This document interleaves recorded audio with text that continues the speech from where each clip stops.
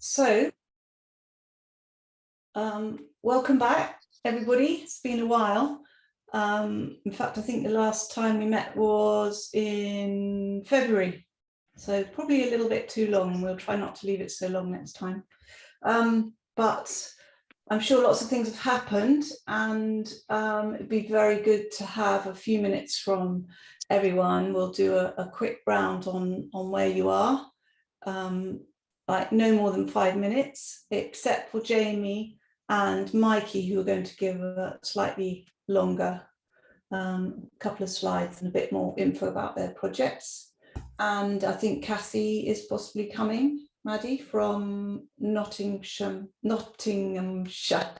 County Council.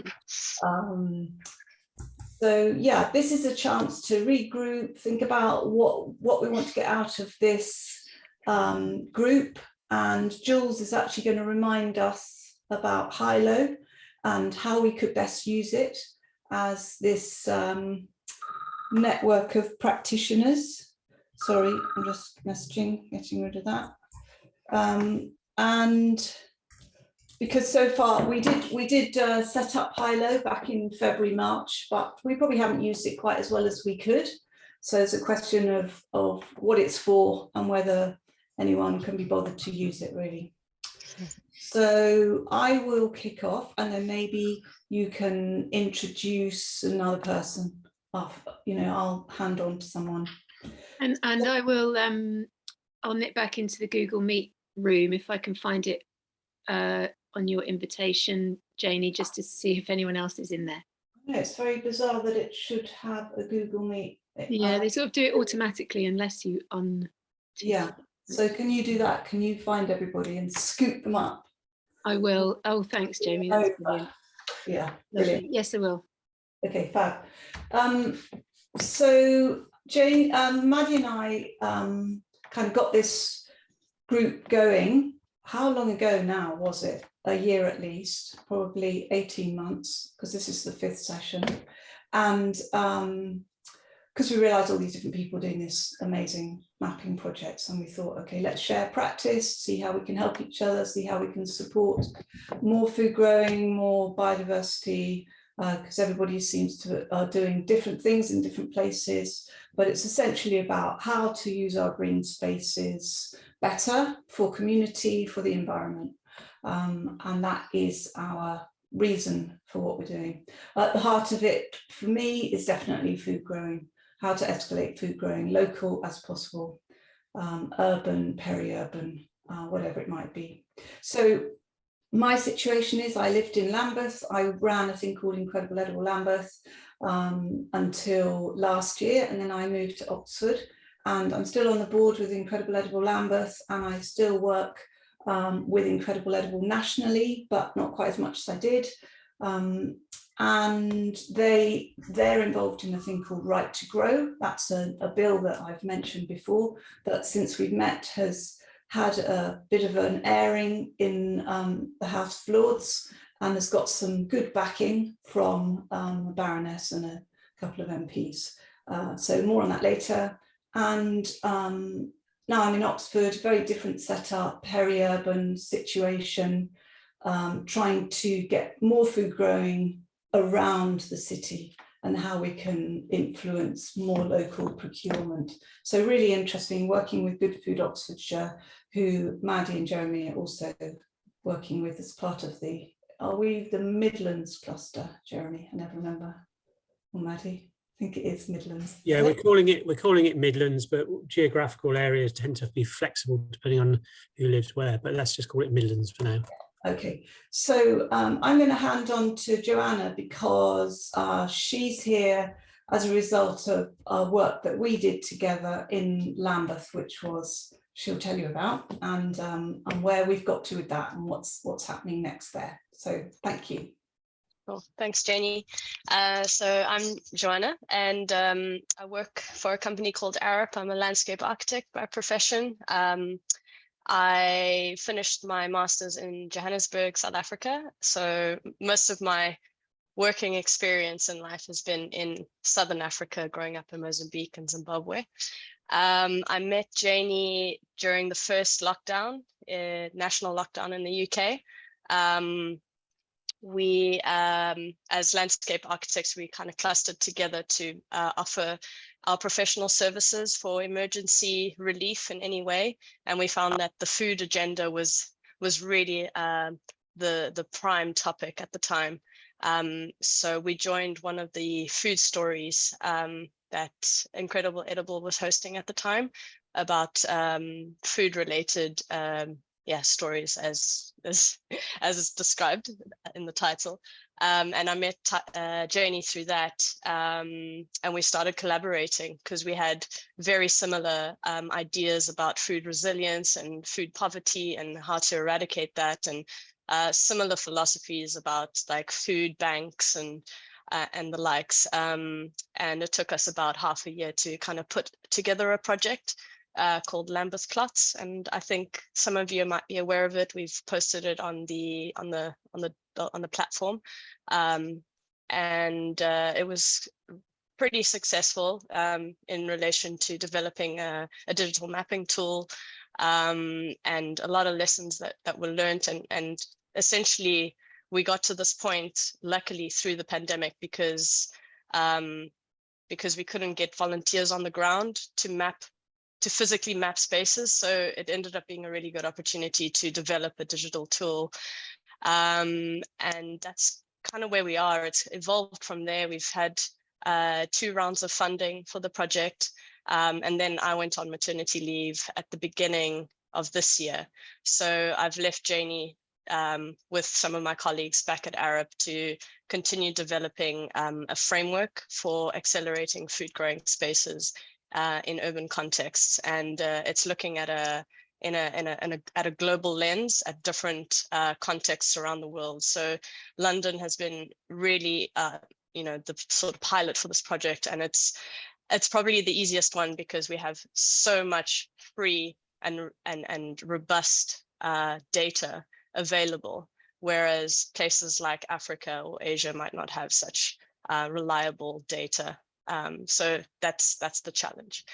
I'll just leave it there since we've got a limited time. Thanks. Thanks, Jo. Do you want to hand on to somebody? Sure. To my right is Maddie.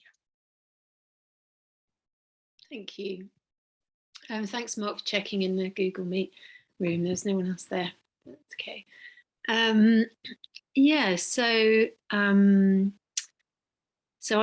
co-coordinator of the Urban Ag Consortium with Jeremy, and have been sort of working on this mapping side of things with Janie, as she said, for the last year or so, however long it's been. Given it was a sort of commonly identified need in terms of one of those things that unlocks access to land and all the conversations that proliferate from knowing what land there is and how it might be able to be used, and the role that maps play in that. And we've learned so much over this process already with all of you, and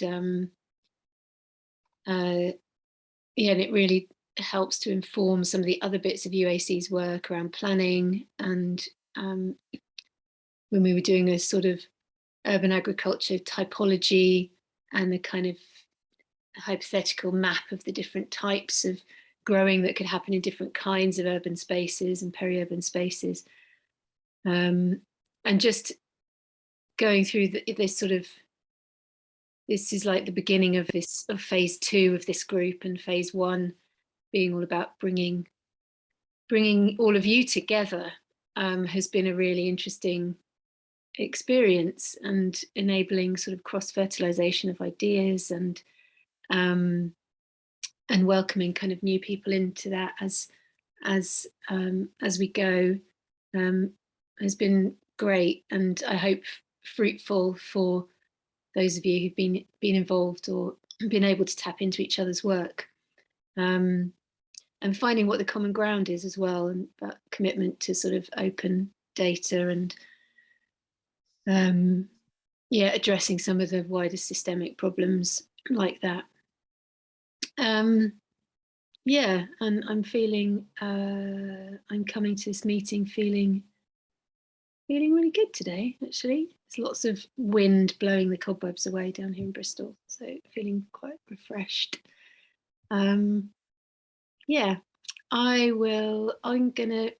it's really nice to welcome you here, Mikey, because this is your first Mappers meeting. We had a really brilliant conversation on the phone after I kind of discovered Mikey's brilliant work, and he's going to tell us more about it later, but I'll hand to you, Mikey, just to introduce yourself. You're muted.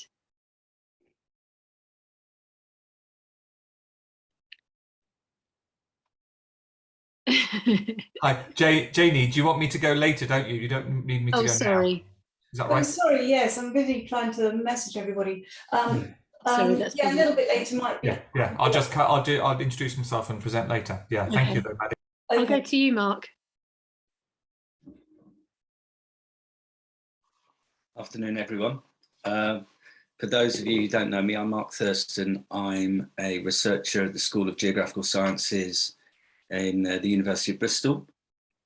My area of research is regional food systems, and in particular, modelling different food system strategies to kind of see which one might work and which one might not.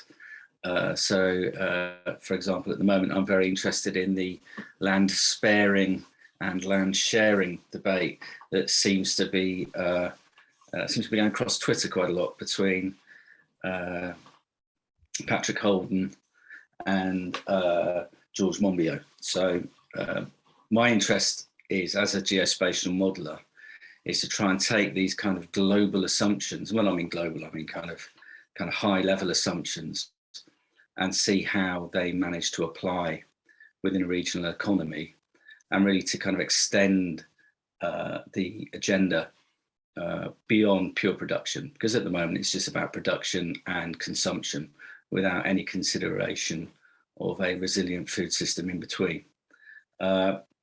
I'm almost a year into my research, and that kind of means I'm making the segue from literature review into doing some modelling.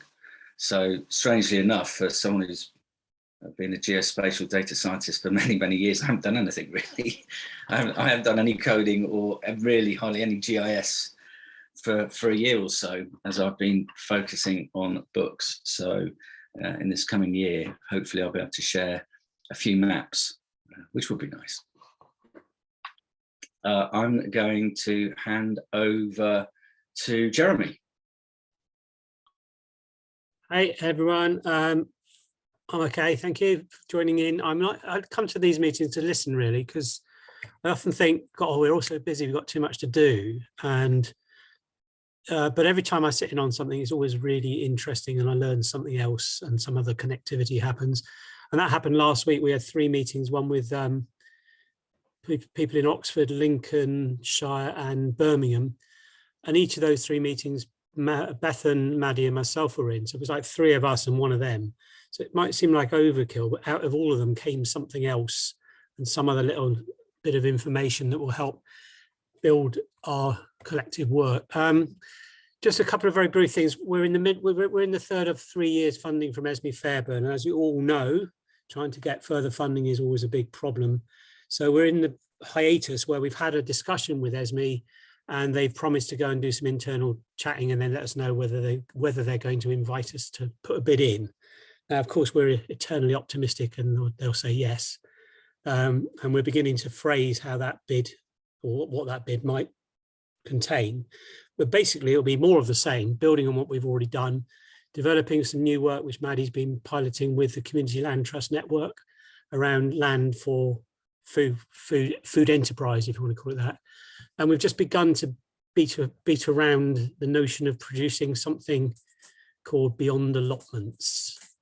And the reason we say that is not because we don't like allotments. I'm an allotmenteer.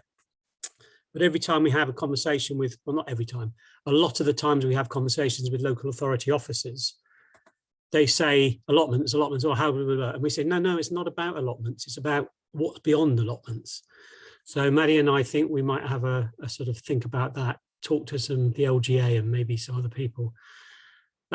Just one other, just not related, unrelated, but a bit of news from me is that I've been employed by the Royal Holloway University as part of a team starting a new project on the oral history of the environmental movement.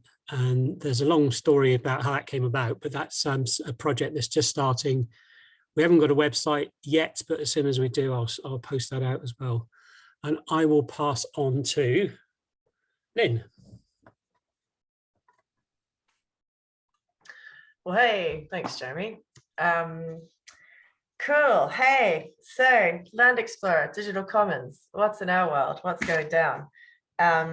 We have, in past so many months since we've all met, been doing a lot of work kind of restructuring our infrastructure within Land Explorer, because we're basically getting ready to, we're doing some of the kind of fundamental refactoring and things so that we can start bringing in some exciting features around collaboration, also so that we can prepare to start scaling and build out, mostly around building out our feature set. So a lot of resilience coming into the platform. If anyone's used it, you might have experienced a bug or two in that time. We're ironing them all out.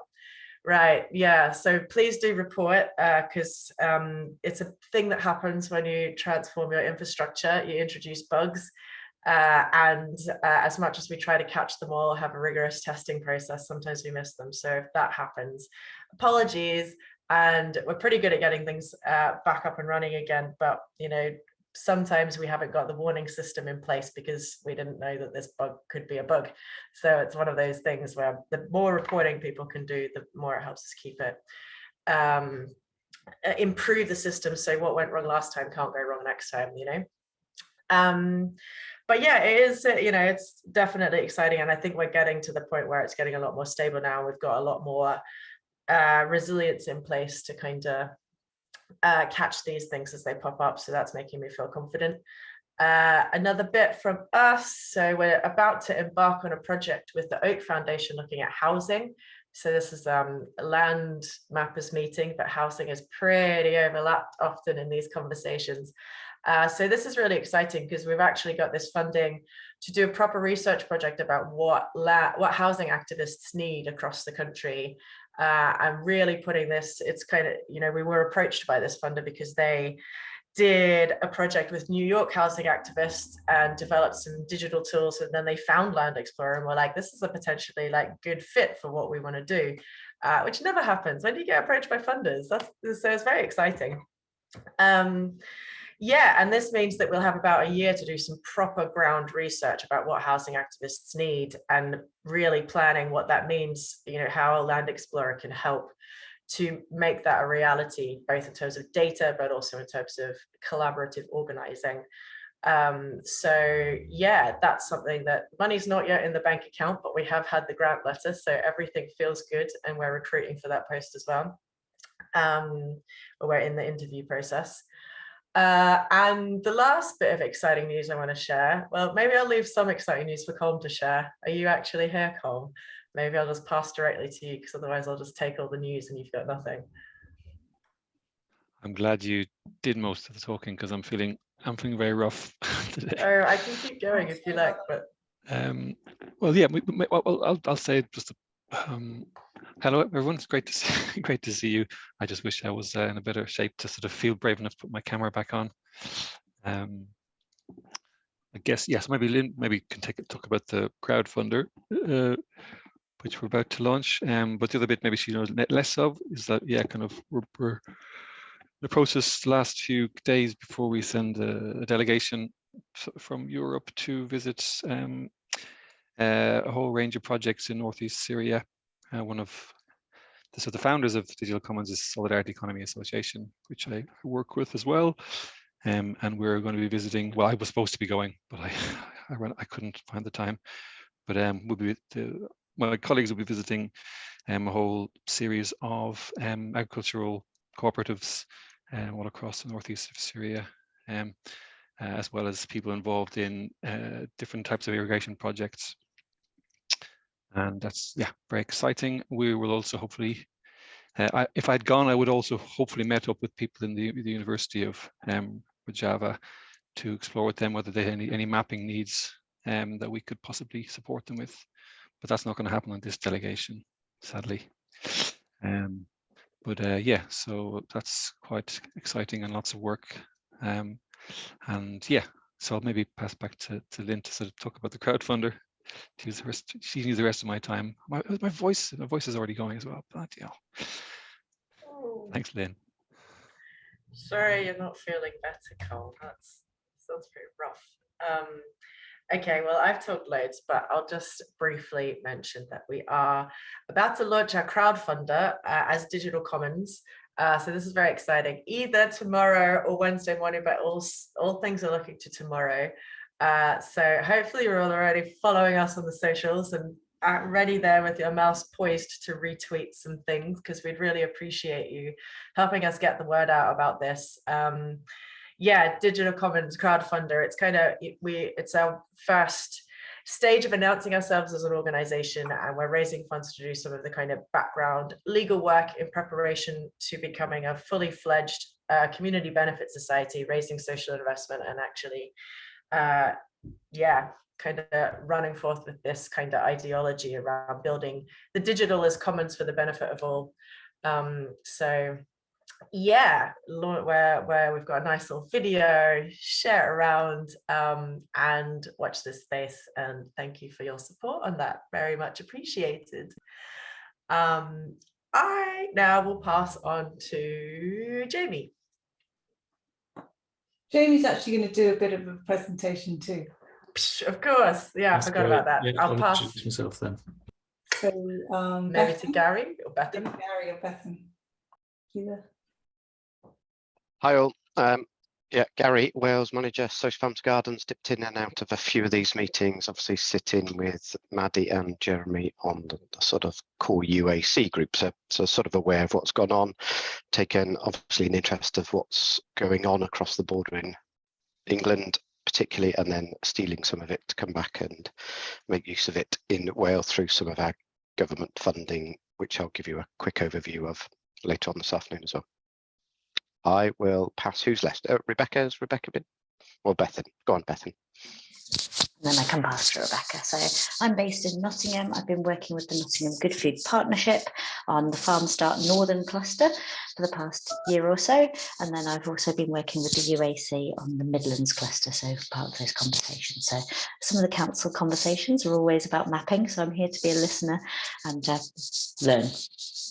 And I'll pass over to Rebecca.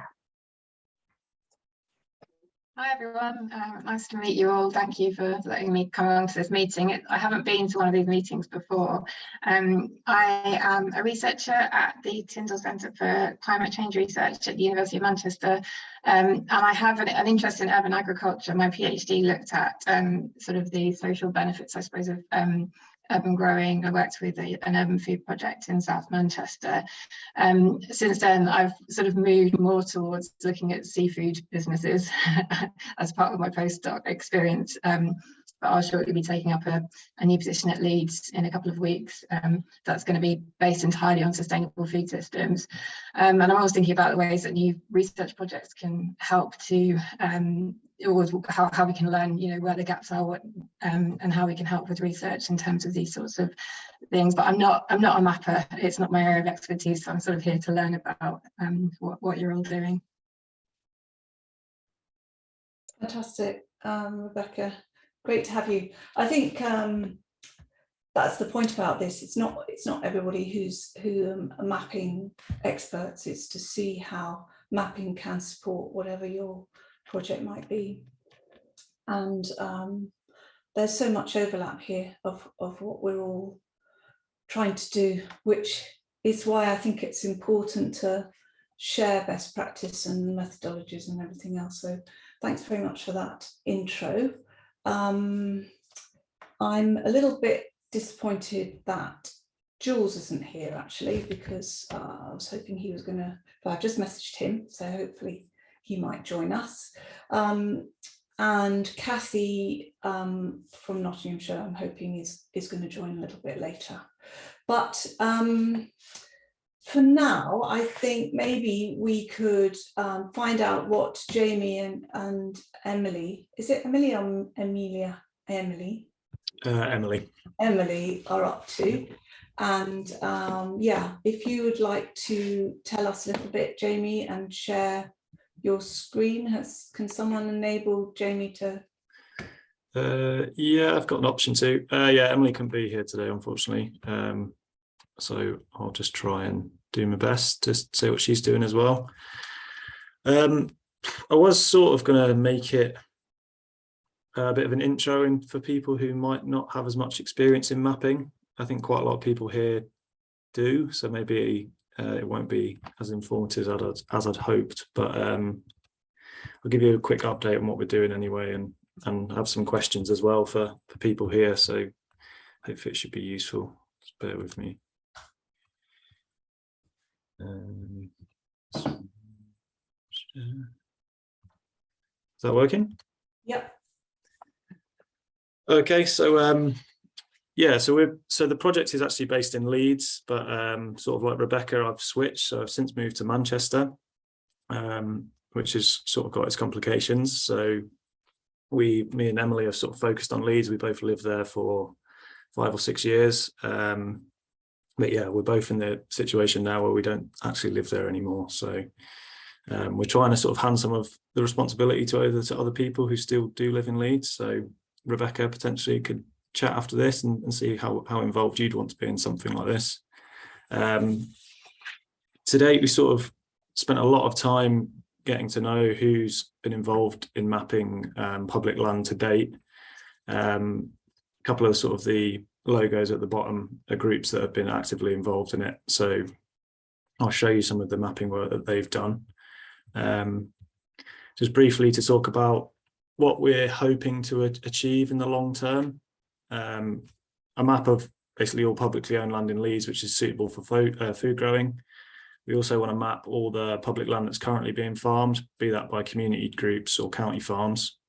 And also we would like to have the ability to apply through the map itself, so click through the parcel of land and actually use it that way. So I'll give you a quick overview of sort of the backdrop of what's been done in Leeds so far in terms of mapping. I'll just come over to here. So this is a map produced by Feed Leeds. So Feed Leeds are a group of individuals and community groups who are interested in localising food production in Leeds. Basically, a lot of the reasons we're all Jamie, I can't see that. I can only see the what's been achieved so far slide. Okay, bear with me. It might not like the sharing. There we go, new share. Maybe that'll work. I think you've clicked out of presenter mode. Your PowerPoint. Just cancel. So if I go to I think it's because I've shared like one screen. That screen. So if I share this, maybe that will work better. You see it now? Yes. Yeah. Okay, so this is a map produced by Feed Leeds. So as I said, there are individuals and community groups around Leeds that are interested in localising food growing. It's basically all the community groups in Leeds. I think there's about 80 on there so far.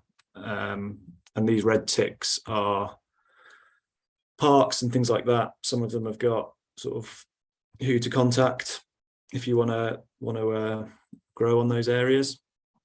It's not actively being updated as far as I'm aware. The person who created it has since retired and is no longer updating it, which is one of the problems we're noticing with a lot of these maps. Is they're created with the best intentions and then unfortunately fall by the wayside a bit. I can't actually see to go on to the next tab because the share thing has blocked it, which is not great. Sorry. Tech problems.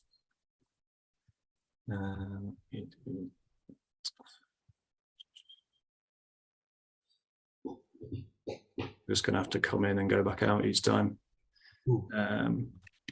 What you're saying there about how it goes out of date so easily. This is something Mark has been raising, and I think we're all aware of, is this issue of how quickly things go out of date. That's interesting that you're. Yeah. How long ago was that one made, that Feed Leeds? Say again, sorry, Jenny. How long ago was Feed Leeds made? That map. Mm. I think that's probably 18 months ago that was created. It's sort of been updated on an ad hoc basis, but I don't think it's actively something that's happening. This is another example of another group called Leeds Green Activity Providers Network. They've created a similar sort of map. Yeah, same sort of thing. Community groups trying to grow, basically. This is really frustrating. The most sort of intuitive map that's been created so far, or the most technically advanced one in Leeds is called Common Ground. Can you see it? Yeah. Yeah, so this one is the University of Leeds and a group called the Open Data Institute, a company called the Open Data Institute. With this, you can actually add layers. So, for example, if we wanted to add, where's it gone? Like parks, for example, it shows the polygons for all the parks and stuff. This is really cool, but again, they've run out of funding. It's not actively being updated. Yeah, we've sort of had quite a lot of back and forth with them, and they've basically said, unless we get a large bit of funding, it's not really going anywhere. We don't have the resource to keep doing anything with it. Also on this, there's no publicly owned land against this. It's all just open source data sets from like OpenStreetMaps and a bit of Ordnance Survey, but there's nothing in terms of what the council actually owns. The only thing that we have access to from an open data point of view from what the council owns is basically a spreadsheet of postcodes and then what that thing is. So if you want to know what all the land is available, for example, it's not something that's openly available at the minute. I'll just go back to the presentation screen.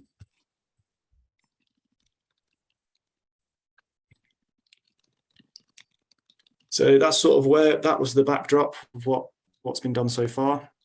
Can you see the PowerPoint again? Yeah. Cool. So yeah, that sort of vision that I was talking about at the start, we're sort of aware there's quite a few steps to making that happen. One's creating the data set, the land data set itself, producing the mapping tool, and then a key part of it as well is knowing which department to send that request to. I'll come on to that, but that's probably going to be one of the more difficult bits. So creating and updating the land data set. This on the right hand side of this screenshot, that's a terrier record that we were sent from Leeds City Council. So that's basically a data set of all the land that they've purchased. So if there might be one asset, for example, but it might have 10 purchase records, so it will be split into lots of little polygons. That includes everything. So that's buildings, parks, roads. It's not just green spaces. So we need to filter it is the next step we're deciding how to do. A couple of ways. The council have suggested that we can use their Ordnance Survey green space data set, because they're a local authority. They have access to more data than we would. Well, we'd have to pay quite a lot of money to get access to it, is my understanding. But they said they can do that on our behalf. But even then, the Ordnance Survey data isn't great. It includes private gardens. Not all green spaces included. There's some big parks in Leeds, for example, that aren't included on that data set. So the council themselves are having quite a bit of back and forth with Ordnance Survey, trying to work out how they generated it. Also comes down to the point that a lot of this is going to have to be manual as well, because there's lots of gaps in the data. There's a lot of it's going to be checking on Google Maps, I'm assuming, and actually doing this manually, which is going to take a lot of time.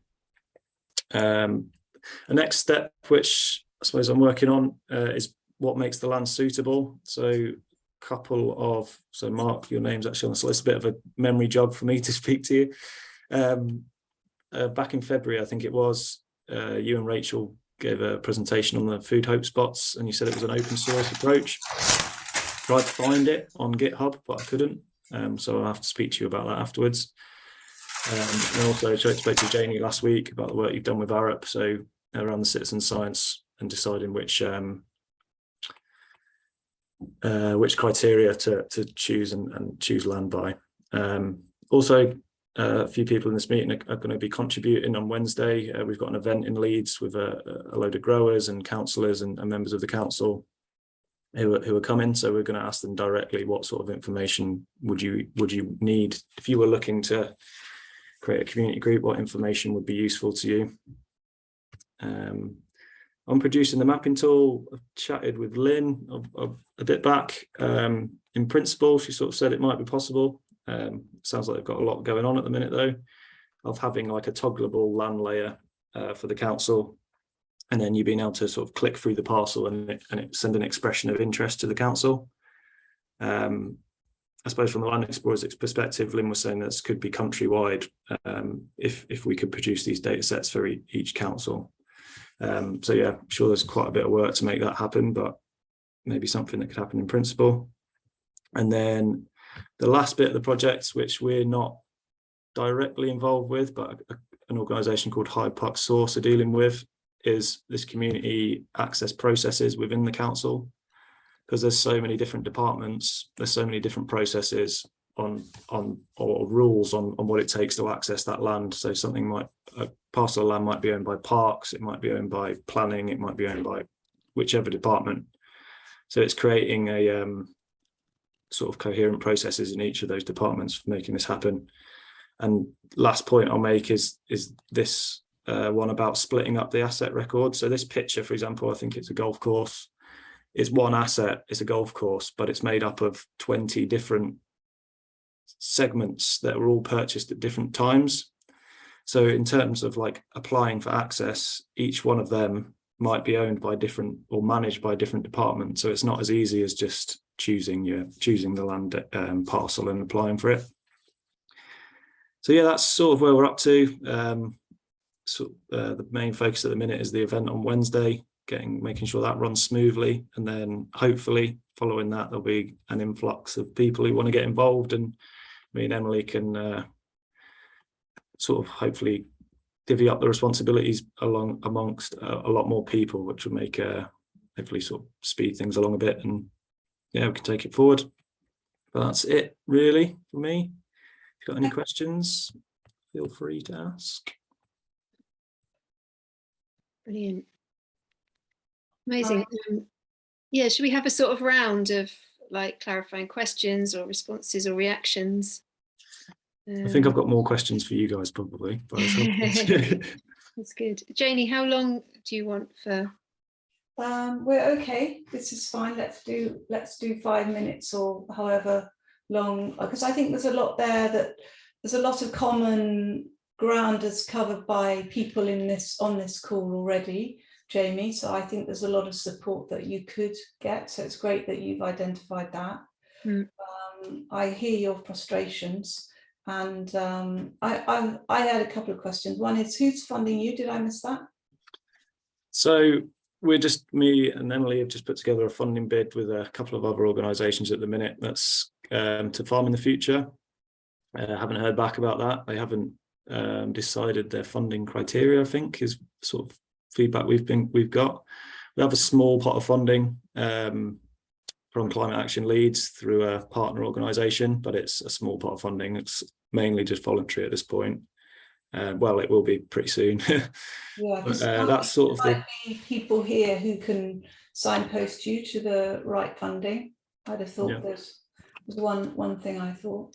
The other is your vision to escalate food growing? Is that your kind of primary vision? Personally, I suppose that's. What are you mapping for? I think that would sort of be my interest in it, and it's something that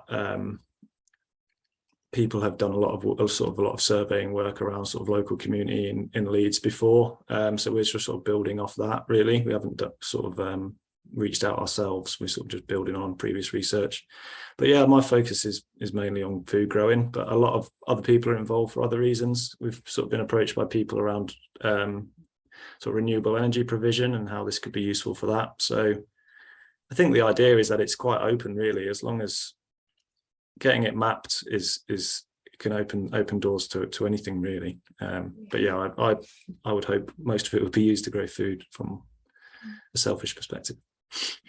Yeah, I'm sure people in this room would have some good pointers for you. Mark, you got your hand up. Do you want Yeah, thank you. Yeah, I just got a few comments and one particular question. So,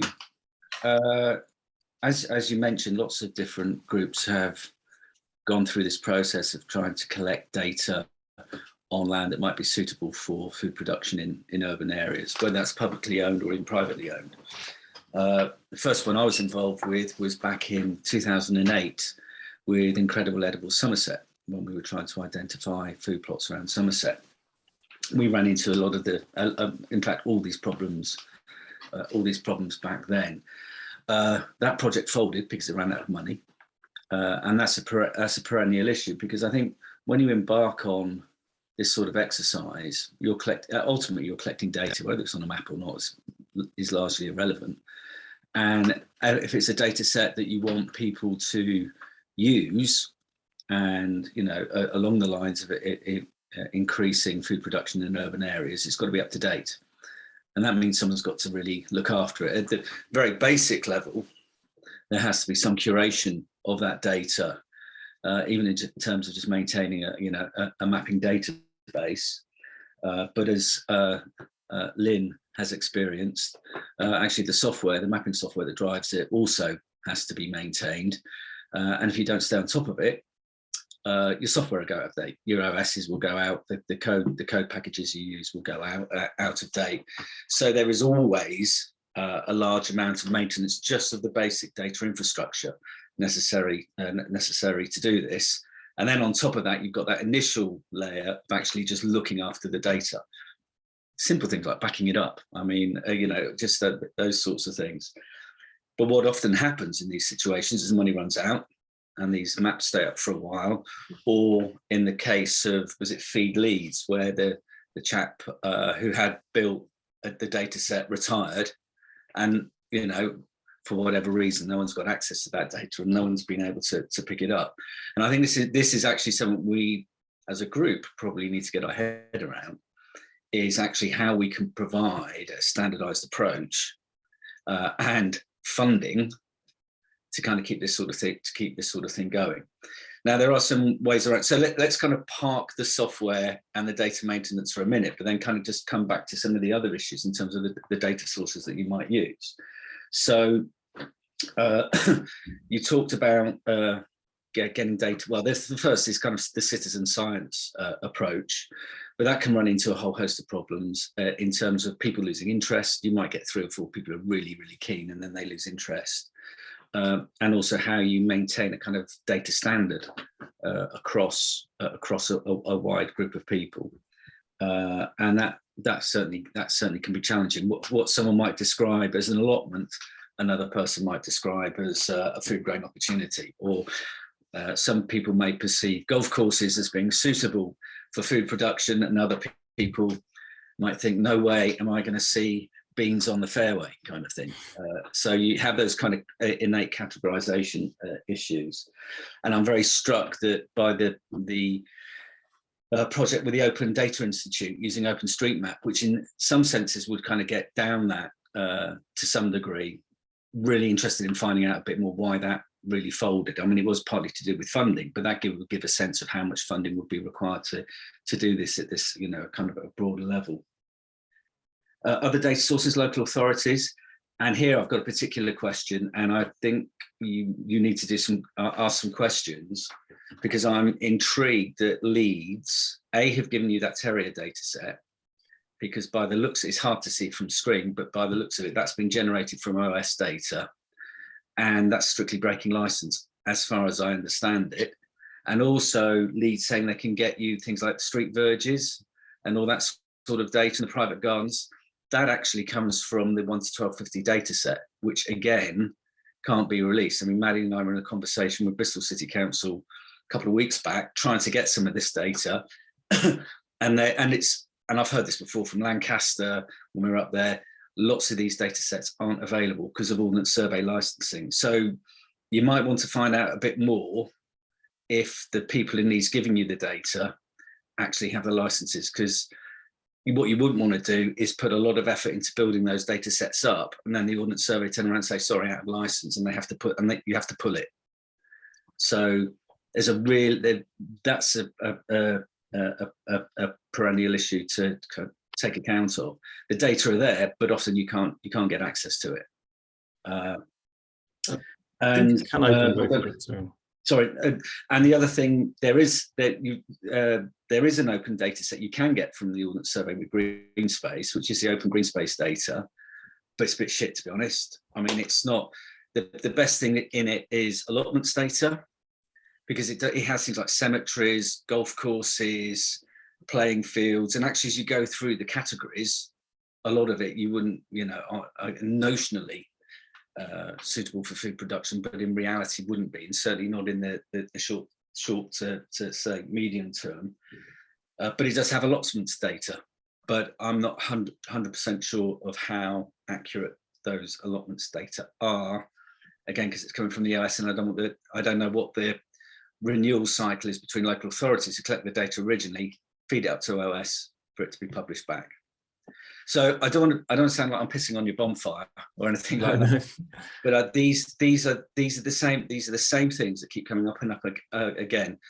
The need to maintain a software platform, the need to maintain the data from a very prosaic data management perspective, the need to have a standardized way, an acceptable way of collecting data from citizen scientists that's robust.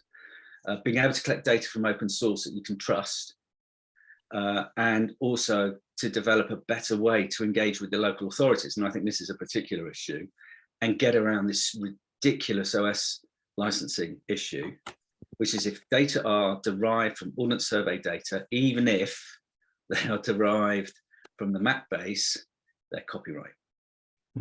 And I mean, though, like I say, these come up again and again and again. And I think collectively, if we can start to put our heads towards this and figure out a way around it, or at least raise the profile of it, then land mapping for food production will become a lot easier.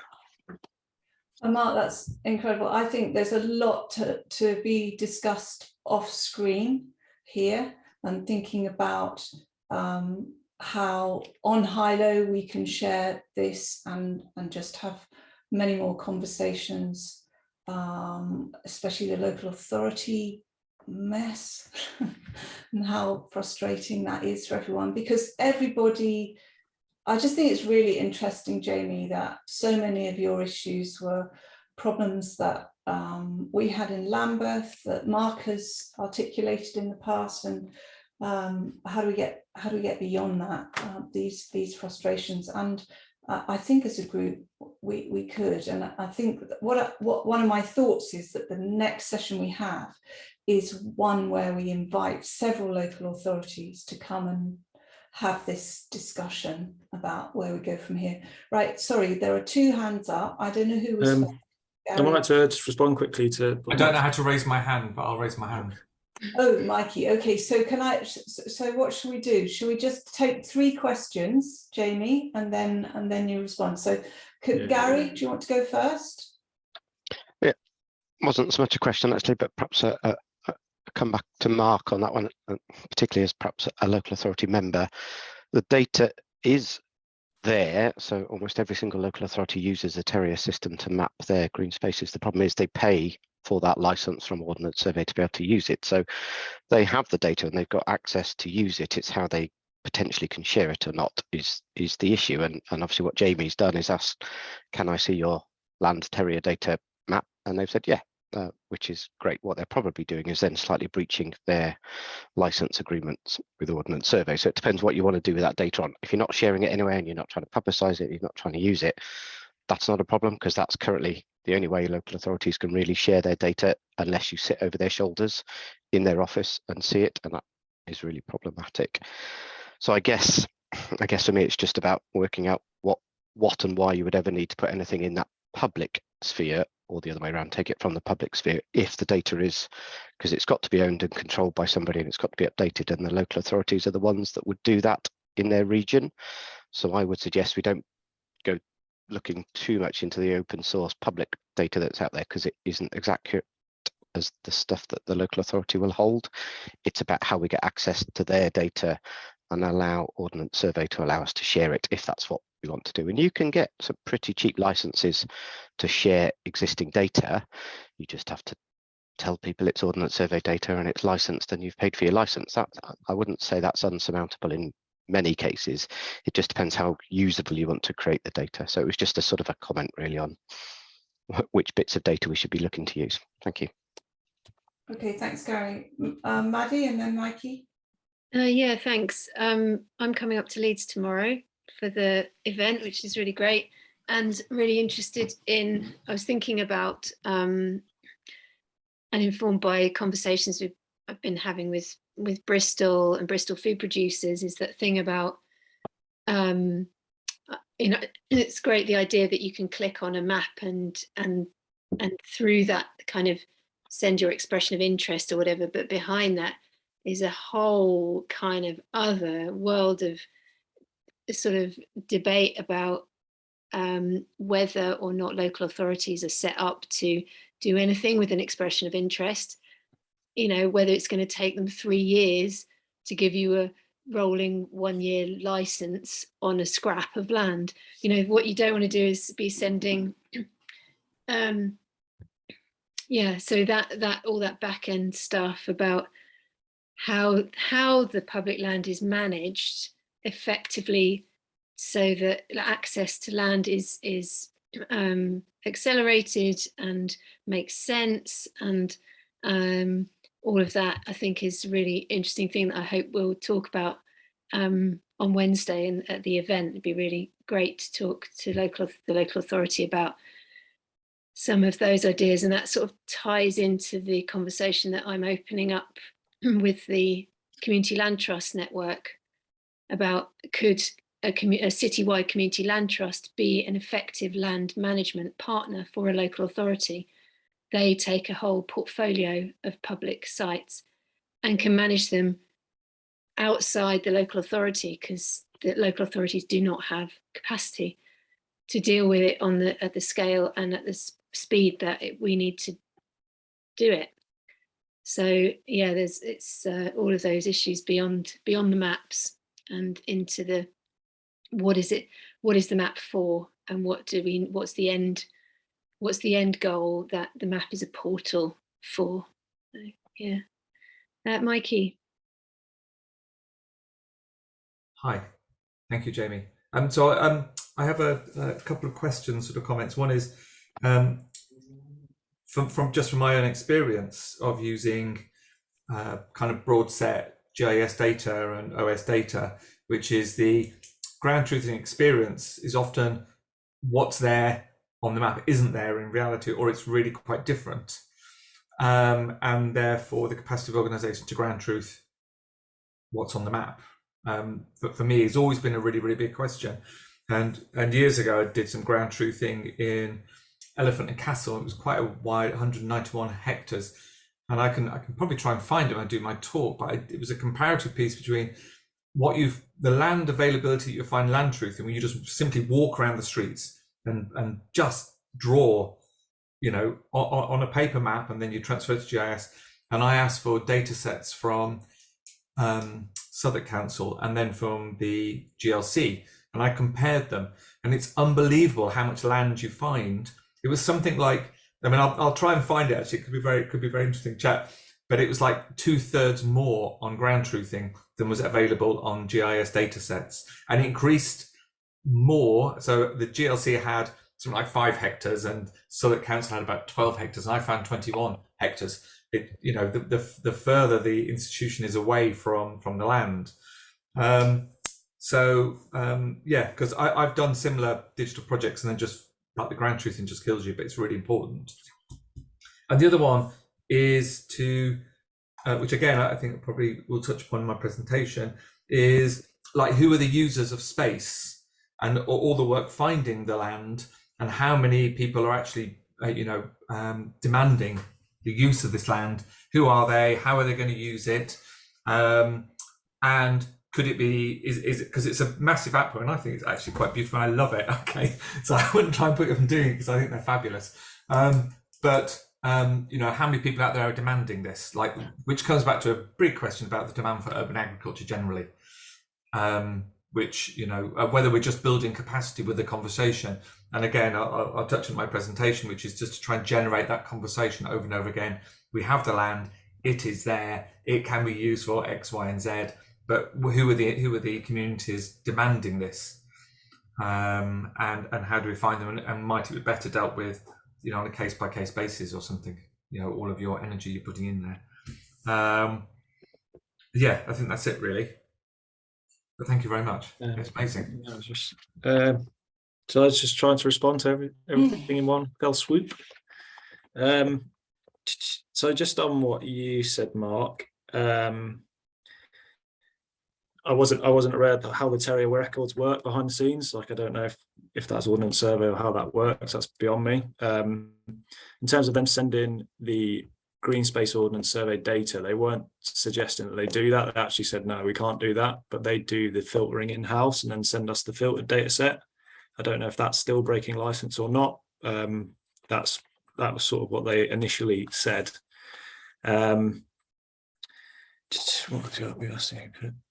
sort of asked if that, so instead of us keep asking for that data set every time we wanted to update the land data set, we asked if it could be put on, they said they might be able to make a live feed for it. I'm assuming they're looking whether or not that's actually allowed or not, and they'll be having these conversations, but that's sort of where we got to with that. I suppose a question for everyone around, like, where's the best place to keep all this data is, I was thinking about the whole filtering process and what would sort of simplify it, and keep coming back to OpenStreetMaps and like, why I appreciate it's maybe not as good as Ordnance Survey in some ways, but in my mind, would it not be easier if we could just make that data set? It's amazing that's all just done on a voluntary basis. I haven't tried to filter using sort of like, they've got so many different what do they call them? Sort of like as stuff for farmland allotments. They've got all like the categories under the sun. If you could filter by all the categories that relate to green space, how would that differ from the Ordnance Survey green space data, for example? How much better or worse would it be? And should the focus be then on us all putting all this information on OpenStreetMaps as a base layer that we then all query? I don't know, like, what's the best solution rather than just creating all these data sets in different places? The expression of interest stuff you said, Maddie, that's probably the biggest kickback at the minute, is who's going to be liable for the land if it's sort of accessed by a community group. Does the council want to take on 1,000 new potential liability claims from loads of community groups across the city? Probably not.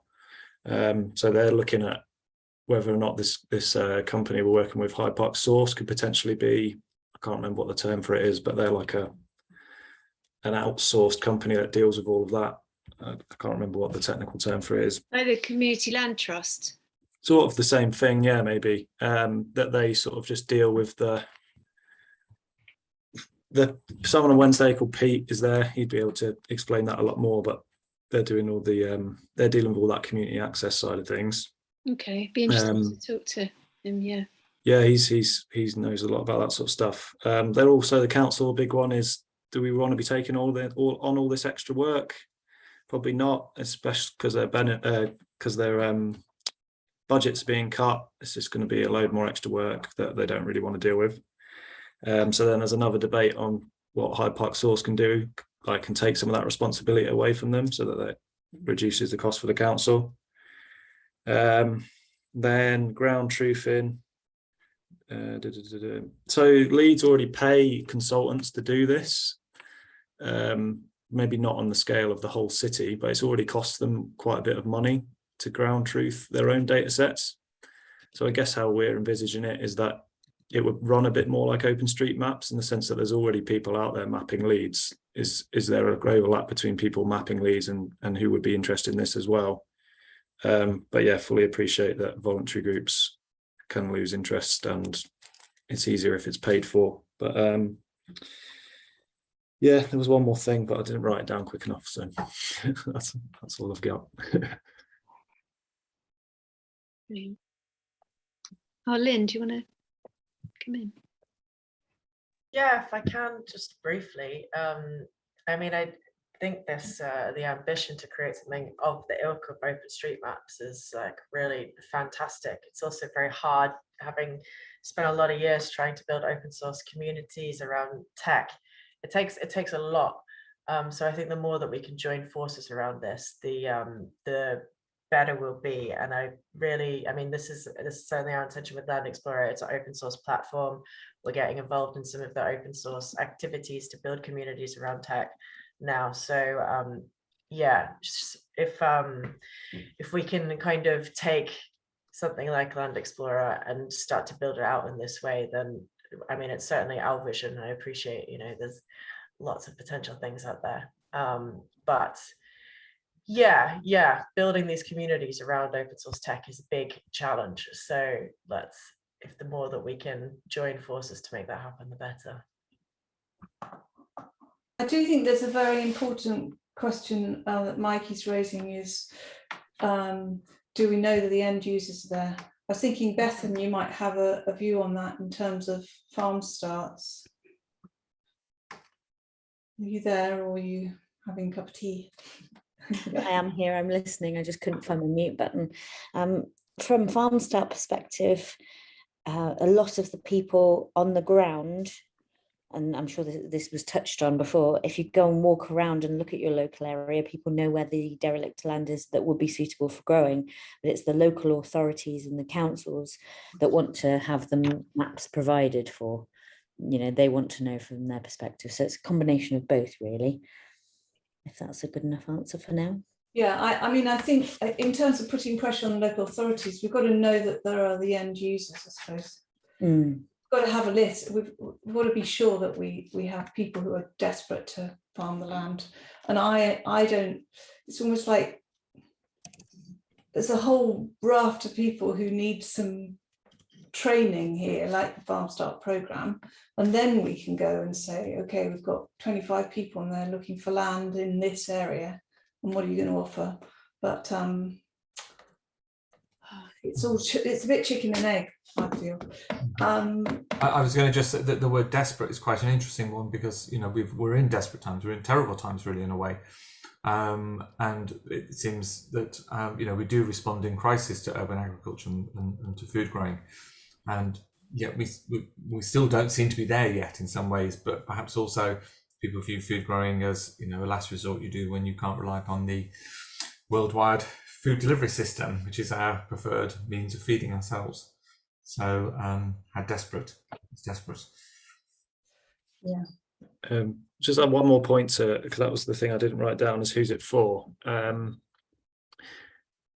Sort of get that maybe there might not be a citywide agreement that it should be used for urban agriculture, but like the wider question of public land and it being sold off, like having access to these data sets, it makes it so much easier to see which land is being sold off going forwards, and especially because councils are under such constraints with budgets. I just think, I mean, maybe it's just me thinking, but I think if you had more access and you could openly see through a map that 10% of council land have been sold off this year, it has so much more benefits beyond just the application to food growing. The actual producing the map could be used for hundreds of things. It's just that I suppose this is the thing we've decided to focus on. But okay, there's so much stuff in the chat, and I'm conscious that it's 3:10 already, and we want to hear from Mikey, and we want to have a look at Hilo, but some very important points being made. I think that I'd forgotten, I'd seen a land seeker survey, and it must have been the Bristol one that I saw a year or so ago, that's what we need, isn't it, everywhere? We need those, we need to know who's looking for land and matching them with the place. So and Gary's saying the same thing in Wales. Okay, so there's a lot of stuff here to come back to, but does anybody need a break? I'm conscious that we haven't said hi to Yang properly before we hear from Mikey. Yang, do you want to just introduce yourself?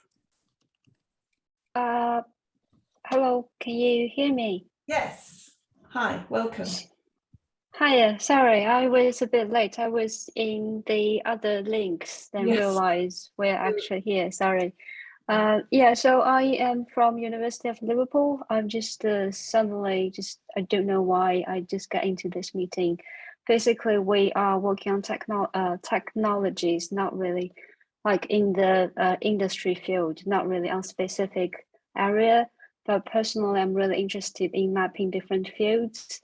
Like previously, we did the mapping for healthy food accessibility and for as research topic, and also help the local kind of not really council, I don't really know where they're from, help them to mapping the heritage side in Liverpool and to combine the data about the heritage sites and the local poverty deprivations, and to say how those sides could contribute the development for the neighborhood.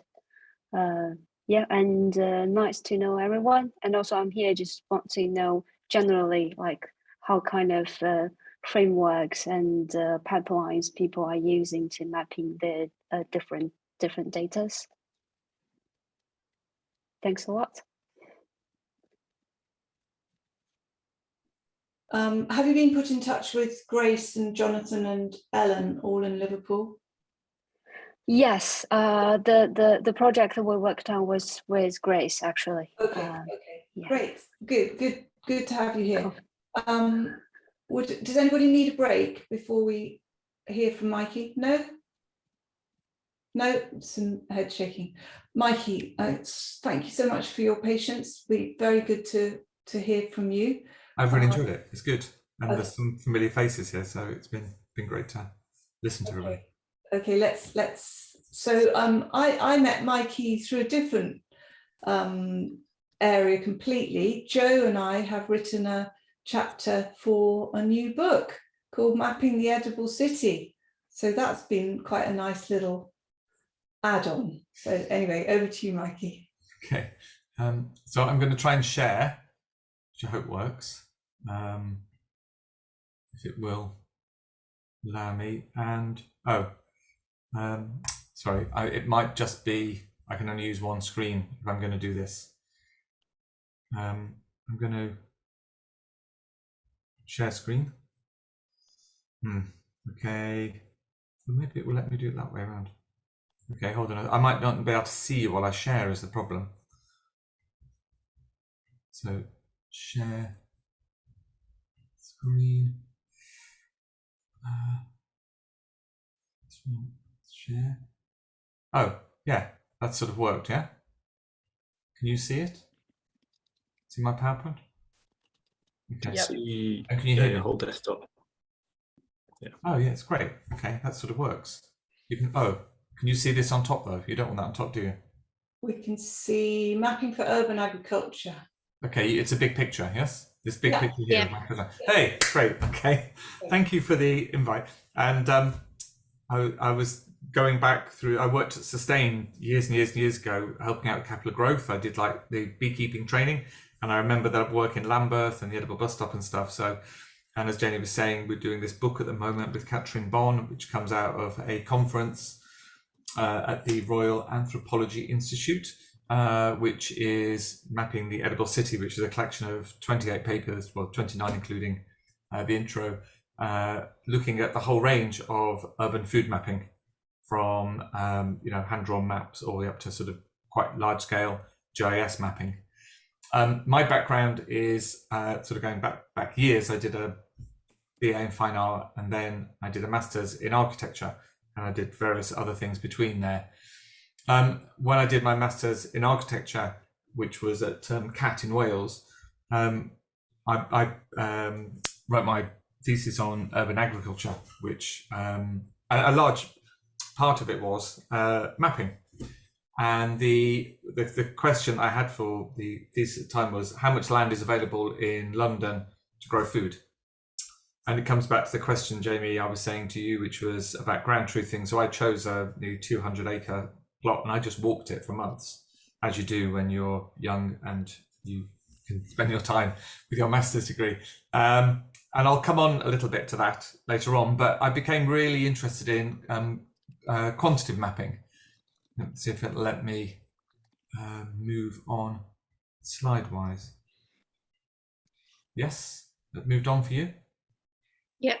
Hey, great. Okay. So this is like an example.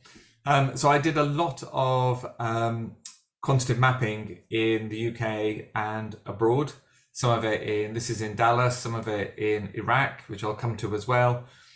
Different problems, different issues with quantitative mapping. As a sort of giveaway to the end, I sort of gave up on quantitative mapping. I just found it exhausting, and I went on to do a mostly qualitative mapping, which is what the Edible Mapping project is all about, which was really about inserting people into that landscape that I'd found numerically. The example on this screen here, just move that off, it's in the way, is a project in Dallas. And I think this is an interesting one, talking about OS, because this is an area of uptown Dallas. I was employed by the university there to try and encourage resettled refugees to grow food. And the funding was through the humanitarian engineering and humanitarian department. And the question about how much land is available to grow food. It's so hard in America to find spatial data. It's so absent. It's unbelievable. The data sets you can get from local authorities are all about buildings. They don't map anything else, basically. And through a team of volunteers working with me at the university, we mapped this area of housing, which is marked in red, and looking at these green areas here, which surrounded the housing. And it's like, I always think about it like making cookies when you roll out the dough, yeah, because you make your cookies and you take them away, and everything else that's left is what you're actually interested in. And no one collects this data. It's always the stuff that's left behind. And it took us months to do this in the heat of central Dallas. And the aim was, and this comes back to my other question to you, Jamie, about who's the community for this. So this area of Dallas is famed for resettling up to 29 different country refugees. Texas is weirdly one of the biggest states for resettling refugees. And so the idea was, okay, there's a lot of refugees here, and can we produce an economy out of urban agriculture, beginning with this quantitative mapping? Let me go on. And one of the outcome of it was we did in total we did 3 areas, of which this is a close-up of this area, but in total we did all these 3 areas. And we produced data sets for land availability. And into there, this is another piece of work that I've been doing along with Andre Villon and Catherine Bond, looking at potential yields, historical yields for urban agriculture, in order to try and give a kind of monetary value to space. So if you find space, what's the value of that space if you literally be trying to insert growing practices into the map? And here is it's historical data, some of it from Andre Villon and Bon have done themselves, others from the Marais system in Paris, which was, they documented up to, I think it was 1920, how many vegetables were growing in Paris. It's an amazing data set they've got for Paris, together with looking at the yields that came out from Cuba, or the allotment yields, which did a fantastic report in 1975, where they collected all the data over 1 year about how much food you could grow in an allotment using an average gardener. So we have a kind of combination of space and practice. And then the idea was to, through the university, to take this to funders, to persuade them that growing food in cities was economically viable, that the land was available. In the end, we did set up some projects, which was great, not quite as extensive as we'd like to do that, because here are some examples of the gardens that we produced. Some of them are commercial gardens, some of them are community gardens, using a wide variety of the community there. one of the big issues we found is that refugees didn't want to grow food. Having gone through all the sort of quantitative data, and we were meeting the community, there was very, very, very few people who wanted to be involved in food growing. And that's partly because there was a stigma attached to food growing. Often in countries that they came from, food growing was associated with being right at the end of the economic line. If you didn't have money, you had to grow your food. And the big American dream for them was they would get the dollar. They didn't want to have to go in to food growing. There was a few people, generally older people or women, who were quite happy to grow food and saw it more as a kind of hobby. And these gardens were really, I would say they were very successful, not on the basis that we set them up for, which is economy or yields even really, but in terms of creating a community out of people that were quite disparate there. And it was a place for people to come together and to garden. I could talk endlessly about the experience in Dallas, but it was fascinating. The outcome wasn't quite what we planned, but I think we won the spatial argument. I think the local council were quite surprised themselves, and the local landowners were quite surprised when you start to aggregate together. This kind of cookie-cutted landscape, how much land is actually there is quite phenomenal. Not to mention in Texas, they're watering all of this grass, which is absolutely insane how much water they're throwing at grassland and how much pesticides they spray on it as well. I mean, it's huge amounts of pesticides because of mosquitoes. They spray it aerially and they spray it from the street as well. It's terrible for biodiversity. This kind of practice I've also done at the beginning of my PhD in Croydon, for example. This is an area in central Croydon, looking again at the diversity. The previous work in Dallas was just grass space. This is looking at rooftops, public spaces, private gardens, undefined space, and space in which I could change the use.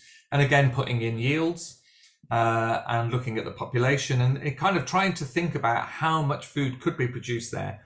And I think I was thinking about it really under crisis situations. I was thinking about it under that kind of dig for victory situation, in which at a push, what's the maximum kind of yields that we could come to, given a population of 1,425 people within this area, how much food could be grown? And it's huge. I mean, it's absolutely huge.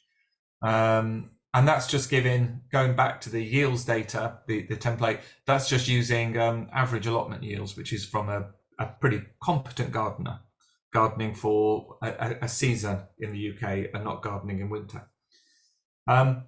What came out of this was, it was just a lot of maps came out of it. And what I felt was at the time that there was maps, there was data sets, and it was really impenetrable by a lot of people. I think this comes back to the work you're doing, Jamie, and a lot of people on the call in a way, like what's the traction for engagement in this? Yeah, how do you make it that someone can actually engage in all of this data? And this is one of the first maps that I produced, which was half of it is data on the left-hand side, but embedded within the text I was just walking around one day, and I was just imagining who were the gardeners, who were these people, who were the people who were going to go out in the streets and grow vegetables. And so in the absence of a community engagement, because I had no scope for community engagements, I just imagined who the community would be. And it kind of woke me up really to the idea of kind of needing to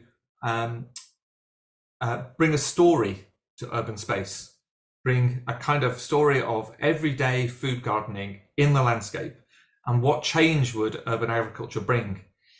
I think what I should do is probably at this point, I was going to go on, actually, no, I will do it actually, because I think it would be quite interesting. With that in mind, with that sort of question in mind, you probably can't read the text here, but essentially I've given a time, like in September, it's time for the festival in Croydon, and the various market gardeners and food growers take over the streets to celebrate red cabbage, onions, broad beans, French runner beans, as well as licorice that Croydon has always been famous for. Apparently Croydon was very famous for growing licorice. But thinking about that kind of story and of the landscape, I think probably just to kind of to recover what I've just been saying, some of my work is based in Iraq. I'm going there in about 3 weeks. I've been doing humanitarian work since 2015 in Iraq. in the North Kurdish area. I think there was there was a man speaking, he was talking about going to Rojava in Syria. That would be very interesting kind of tie up, because a lot of the Syrian refugees are from there that we deal with. And it's come to a point that you said, or I think it was you, Jenny, but someone was making about maps being dead, really, about collecting data and about like how we keep this up to date. And here is a map, a section map of one refugee camp in the north of the country. Underlaying it is the UN map that we're supplied when we turn up in country, on which literally we have to navigate around the refugee camps using this data set, which is almost impossible to do. And we did manage to get some droning done in Iraq, which was no small feat given the issue with ISIS in Mosul, which was just down the road. And you can see there a close-up insert of a drone map over the top of it, which enabled us to collect quite a lot of data on the garden spaces that was available. Here's a close-up, because camp management were insistent that nobody grew vegetables in the camp, there was no space to grow food in the camp, and there was no willingness to do it at all. And we eventually mapped about 2/3 of the camp, and we finished this in 2018. I hope you can see here that there is these little garden spaces here. And when you go down onto the ground, the food growing is quite extensive. It's quite enormous. But the data set becomes out of date really quickly, because the homes are quite malleable. There's different peoples coming in and out. The camp management are demolishing spaces and putting them up, moving different communities in. And eventually we did manage, again, as in with the Dallas project, through the data set, we set up, there we go. We set up community food growing in the camps.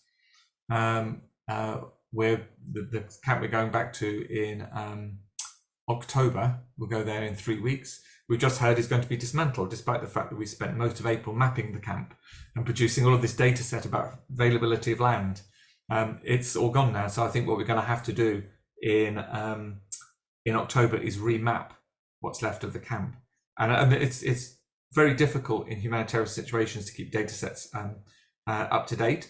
And the conversation that people were having about where's the best place to store data. I think for going back to the maps in Dallas, let's go back to here. These ones here, this green land availability data, and also, and I'll cover the rest of the maps soon, the land availability in Croydon. I've started to put most of it on OpenStreetMap, and that was really useful with the refugee camp to put this data set onto OpenStreetMap, and we found that that was the best place to put it. We did another mapping project in 2015 in Uganda, and it absolutely huge camp, and nobody had any maps of this camp, despite the fact it was 30 years old. We had to rely upon local people to drive us around, and we did GIS tracks, so we recorded GIS tracks, and then we put those onto OpenStreetMap as well. A question, Mikey, because Joanna's had her hand up, and I wondered if anybody else. I'm dying to ask some questions. Would it be okay to just... No, it's great, because that's the kind of end of this sort of quantitative data section. Okay. And so I've tried to cover kind of all the work that I've done with quantitative data. And I think the question that for me that came out of all of it is like community engagement. How do you get people into using the space? The space disappears. What about the data that's generated from all this mapping? Because it's huge amounts of work. Where does it reside? How do people connect with it? And what the demand is for the community. So yeah, go ahead, questions. So Joe, do you still want to ask yours? Yeah, sure. Mikey, thank you so much for, it's so inspiring the work that you're doing, and really right up my alley, because I worked in informal settlements in South Africa, and I know exactly the shape-shifting context that you're working in, due to fires, due to environmental factors, due to the transient nature of the communities. And there's a lot of things I just wanted to touch on that, I mean, it's more just a comment and an expression of hopefully further collaborating with you through conversation at this point, and maybe we can take it offline. And I didn't realize you were the Mikey that we've been engaging with the whole time. So it's really nice to meet you. But some of the work that you were doing in terms of the yields, that's exactly the direction that we wanted to go with Lambeth. We really wanted to build a case for the for council. Oh, my cat's going crazy. To build a case for council, but so this is where I want to speak to you maybe a little bit later, so we can fast track that with Lambeth, how to quantify that, where the best sources are, like what's realistic, because it's very disparate. And also another thing is how much food. I mean, I basically just want to understand, like, how you quantifying how much food per person per hectare, like how much can you actually feed a person in an urban setting? Is it like, are you providing a full like vegetable diet for the entire year, or is it partial? So the original list, well, the allotment data, which was collected by the National Association of Allotment Growers and Leisure Gardens, I think it is, I'm not sure of the acronym, which I've got if people want to have that. They did it on just a basket of vegetables. And I think the other data set, which is another point you're raising, which is an interesting one, which is, I think it's about 18 to 20% of a diet that you'd be looking at growing. I mean, it's not 100% at all. And urban sustainability in terms of 100% diet, I think, is mythical and unattainable and unnecessary in some ways. And again, shame we haven't got more time. I've got another qualitative bit to come on to, but the other bit that I was looking at, going back to the Croydon map. Croydon maps, if you travel 2 kilometers outside Croydon, you've got a 48 hectare golf course. Okay, so if you were going to put food, you wouldn't grow. You could choose to grow food in central Croydon if you wish to, and it is entirely possible. And I think the yields are very calculatable based on historical data. But I would shift it 2 kilometers outside of the city, and I would outlaw golfing, and I would just choose to get rid of the golf course. And I think you'll find that with most cities, that there is huge amounts of land that's, and so for me, and again, when I come on to this sort of qualitative discussion, I think the purpose of growing food in the city isn't necessarily to feed the city, it's to feed the conversation and the imagination, and to drive forward the visibility of food and the connectability to us again, of which I think it's kind of like a kind of bullseye or doll, Russian dolls that really, you move out through the landscape really. I think it's entirely possible to grow it, but you wouldn't probably want to say we're going to. I suppose the real value of food growing isn't about the economic drivers and the it's more the social value that you're bringing into the picture. Because it would render it impossible. One other thing, Arup is working with the European Space Agency to do, they've been exploring machine learning over satellite imagery. And this is something that really interests me. I don't know much about it yet, but maybe when I'm finished with my maternity leave, I'll go back and continue those conversations. But there's a lot of possibilities of mapping like rooftops and bare-faced walls on buildings, and also mapping shadows. So once we get, and that will really help, with seasonal growing. So we bring in all the sort of climate data as well as soil health and all those other things that could facilitate food growing. So I mean, it's still early stages, and I'm also still learning. And your work's really right up my alley because I'm an architect by background as well. So it's very, very exciting. Thank you. Right. I think I'll leave it from there, and I'll contact you afterwards. Sure. And Janie. You mentioned in our conversation yesterday this next stage of VR imagining spaces, that Yes. some work you're doing with VR. I mean, it's now 3:40. Oh my God. Okay. We didn't start really till 2:15. Okay. I don't want people to feel frustrated and irritated by the length of this call, but there's just so much that we would like to cover. There's a lot of overlap in VR over imaginings that Jules has been doing. Do we want to leave this to another session, or do you want to just, yeah, there's some nodding going on. I was going to say is that because I split the presentation into two, which was the quantitative work and the qualitative work. Yeah. And I'm really happy to come back at another time and cover the qualitative work. Including the VR work, which we've just been doing at the university, which is very briefly using VR to imagine how landscapes can be changed. So basically, it's like a computer game in a way. Yeah, You kind of place stuff around using VR and walk around Brighton.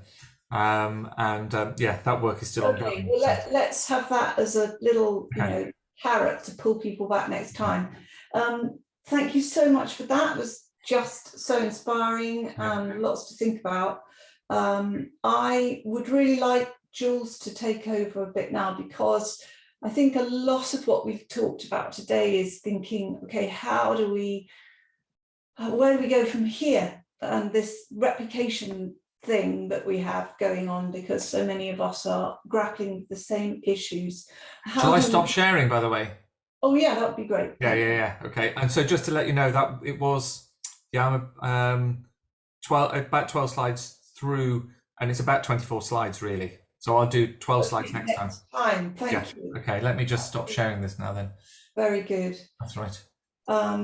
So 94 active golf courses. That's so terrible. Let's just work together to ban those. Jules, I'd really like to have a discussion now on high-low, if that's okay, of where you look completely different. Sorry, I'm just seeing you. Maddie's, sorry, I'm so distracted because you look different. Maddie, sorry, go. Yeah, I just wanted to ask if, just on time, so we've got like 20 minutes. We also wanted to sort of look at high-low as the tool for keeping us all connected, and then thinking about how we become more outward facing as a group and connecting with local authorities and so on. But also wanted to be able to start talking about how in November the UAC runs its Policy Influencers Network group, and in November we're going to, our theme for that is going to be about mapping and about all of you. And so we wanted to just have a sort of initial round of thoughts and sketches about how we might shape that.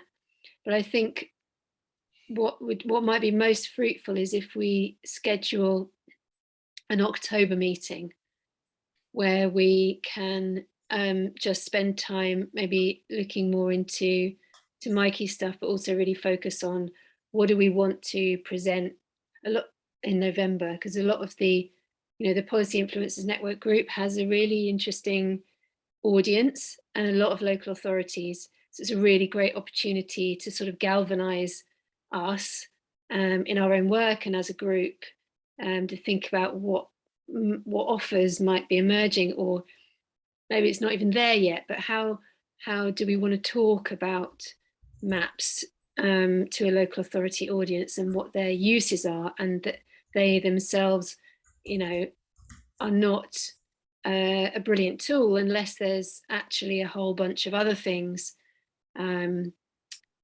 behind them, including a vision and a purpose and some technical and operational and policy related stuff as well. So so maybe we will schedule in an October meeting, and so we'll have lots of time to talk about that November sesh. Good plan. I can set that up, and anyone interested in feeding into that ping meeting would be very, very welcome. But in the meantime, we could feed into Hilo to start some initial ideas rolling. Might be a good place to start to dump some thoughts about what this might look like. So, Jules, do you want to give us a quick reminder of how Hilo works and how we could best use it? Hi, Jenny, Maddie, and everyone. Yeah, I'd be delighted to do that. Obviously seen some incredible things in this group so far, and just want to thank Mikey for that demonstration. Again, amazing, heartening, and every journey starts with a map. And we're likely all here to help facilitate change, and we need to understand where we are. We need to understand our destination, and we also need to understand how we get there. I've seen in the chat things about meetings with CPRE, and you know, as the climate and ecological crisis starts to bite even more, people like the RSPB are really coming out very angry with the government's approach to our environment. And you know, between us, we're facing multiple crises, and we're trying to address those in various ways, from building houses to accessing green space to growing food. And some of the things that Mikey said are really important. So like, I would love to watch his work unfold. I would love to see that project. I'd love to learn from it and from what everybody else is doing. And so what's really important is where do we gather? Where do we gather as a group? How do we share stuff? How do we keep on top of that? And how do we map ourselves, you know, both in terms of a social network and the projects that we're involved in. So I'll share my screen in a moment and just give you a quick look at Hilo. But before I do, so I've been involved in SaaS, software as a service development, for 25 years. I used to work for Shared Assets, so helped develop the MVP that Lynn and others have taken out into Digital Commons now, that is Land Explorer. And we need to look at these sort of shared standards of data and not duplicate the work that we're doing. So as a piece of work for this group, what I undertook was to actually assess some community software. And, you know, we've got some choices. You know, I mean, we can assemble on Facebook, for instance. You know, we're all very, very familiar with Facebook, and we could have a Facebook group. It could be public, could be private, you know, whatever the preference is. But Facebook has its own limitations, and in and of itself is somewhat the antithesis of the ethos of this group, or certainly in terms of some of the partners of this group, in terms of, say, Digital Commons and Land Explorer, which are platform co-ops. So what's really important there is the actual digital infrastructure that's the gatekeeper is cooperatively owned and open source. And I think as we move forward into a future where we start looking at mapping, again, that's really critical in terms of what Shared Assets, Solidarity Economy Association, Land Explorer and Digital Commons are doing, is they're opening up, being the gatekeeper to that public data that we've already paid for, in terms of the digital platform, you know, that holds it. So you don't have to pay, or you can pay as a member and you can actually be a part of it. So part of the assessment was, well, what do we do other than Facebook? You know, so it's a really good question, because as we all know, Facebook's just set up to harvest our respective data and sell us stuff. So I did a review of options for our group, and in particular, I looked at 3 or 4 different particular bits of community organizing software, and there's a plethora. There are many, many platforms that we can gather on. In particular, I looked at Vocalize, I looked at one called Gather, and I looked at one called Hilo, with the criteria being it's got to be robust. You know, is it still going to be there in a week? You know, what other communities are already present? What testimonials are there? Whether or not it's open source and has open APIs, which is really important if we want to develop what we're doing. I looked at interoperability and portability of data, because again, once we start to vest our data in a platform, our data retains its value And if for whatever reason we to proceed with a particular platform, it would be great if we owned the data and we could take, which are things you can't do with Facebook and other platforms. I also looked at prospective integrations, not least Land Explorer or other mapping applications, because there's an existing map in Hilo, and I'll show you in a minute, but there's some really cool and fun stuff we could do with Hilo as a platform. Other tools like Lumio, which is a decision-making tool, discussion and decision-making tool, and even things like Co-Budget, where if you are looking at a particular area as a local authority or as a bunch of residents, and you have some money to apply, or even if you have a decision to be made about the use of land, how we can use other tools to actually integrate community. I looked at the ease of use and the setup. I looked at the cost. I looked at the mission and purpose of the provider, and I looked at the cooperative principles. And so that was the sort of assessment criteria. And the outcome of those was recommending that we use Hilo. But just like anything else, it's only as, it's like when you have a party and everyone says, should we go in the kitchen? But only 2 people go in the kitchen and the party's still happening in the living room. So everyone goes back to the living room, So we as a group, we've got a choice, where are we going to hold our party? Where are we going to gather? And I'm hoping we can gather on Hilo. And that said, I'm probably just going to dive straight in and show you a little bit of Hilo. So I'm hoping I can share my screen. Let me see, screen 2. There we go. So hopefully you can see my browser and you can see Hilo. Yeah, I'm seeing some nodding heads there. Jules, if you could do 5 minutes, then we'll have time for any sort of questions and next steps and looking at date of the next meeting. Is that all right? I know time is short. Yeah, I'll keep it really short and sweet. So on Hilo, I've got a few different groups on Hilo actually. So if I look here, I've got my Community Climate Action group. I've got Community Climate Action Suffolk. I've got one for Tipping Point UK, and Food, Land and Mapping, which is the one we're looking at the moment. I can create a bunch of things: a discussion, a request for help, an offer of help, a resource, which might be a suite of documents, a project to collaborate on. But I do want to highlight this isn't project management software. You'd probably be using Trello or Asana for project management, but you can create a project and you can share an event or create a group. And like Facebook, you kind of have a news feed, and if people are interested in it, they can upvote the news feed, or you can potentially pin it. So we've got a couple here that we've been discussing. One is accessing church land, setting up the community, Land Explorer development timeline, which is a question somebody was asking Lynn from another group here. You can explore, so you can do a search. You can see the recently active members, and each member has a profile, which is really handy. You can have a look at projects. Couple on here: mapping Leeds, accessing Church of England land. You can look at events and members. So you can put your own little profile on there, so we can all stay connected, and so it gets away from having an email chain conversation or your traditional WhatsApp group where it might be a fast moving wall of text. But in particular, what I'm really keen to explore is this map, because it has a mapping function and it will show me where other people are that are using it in this group. And so this is us. We've got 2 projects, 2 resources, 12 members.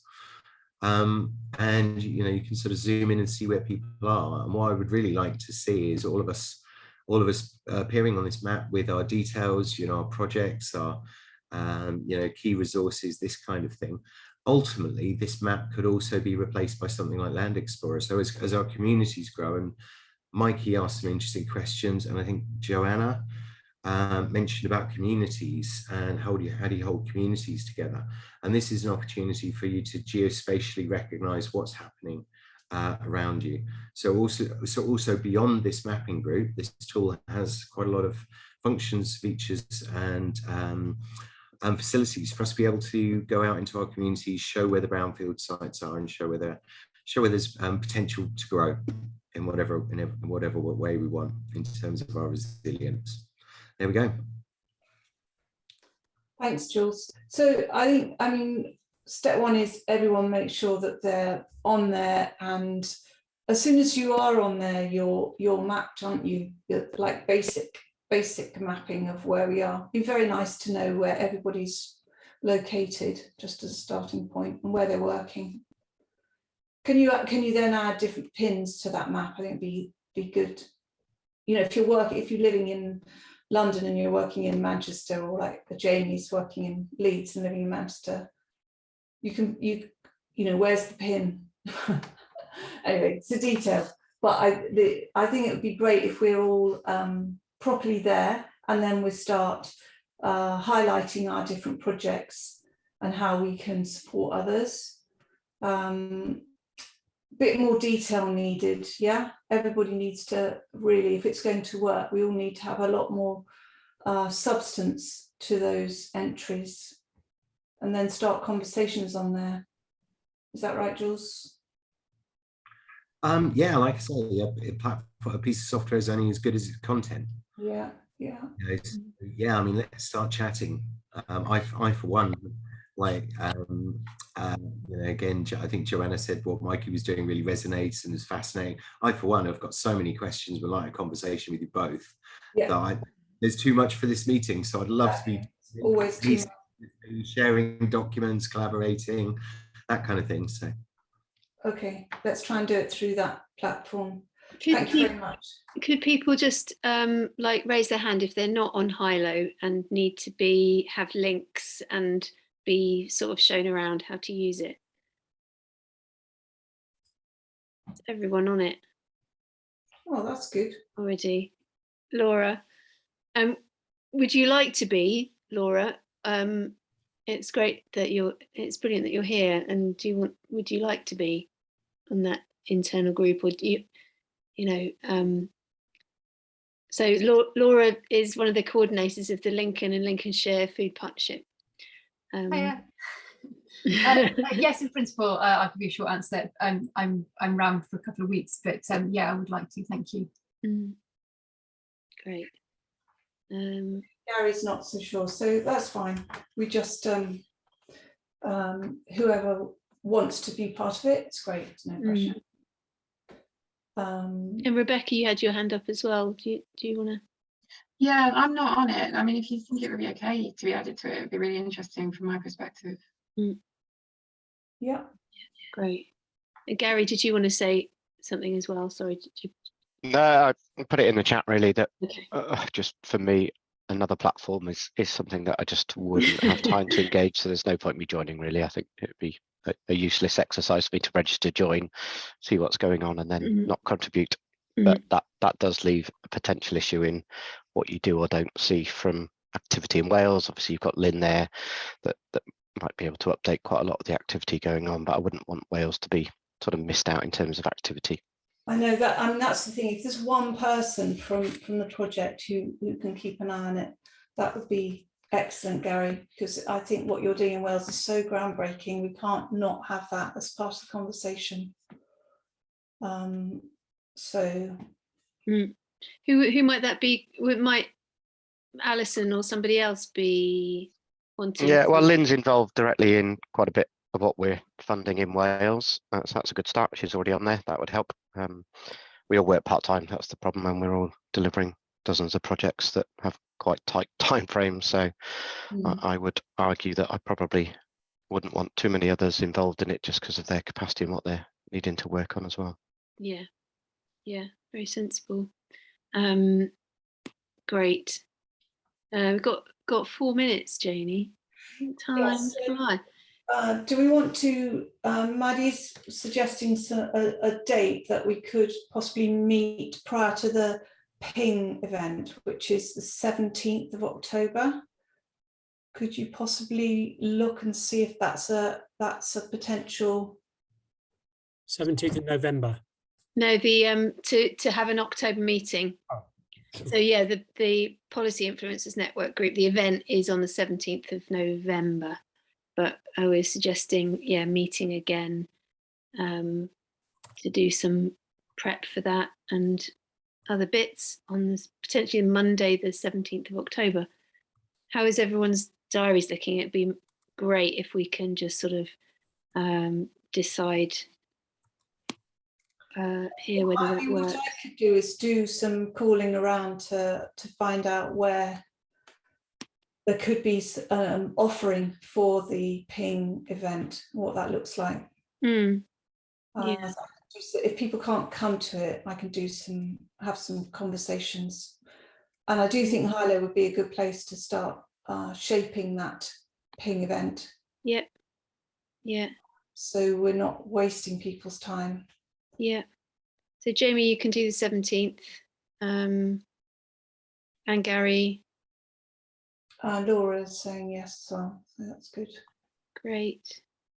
And then we'll try and have another one of these, not leave it quite so long.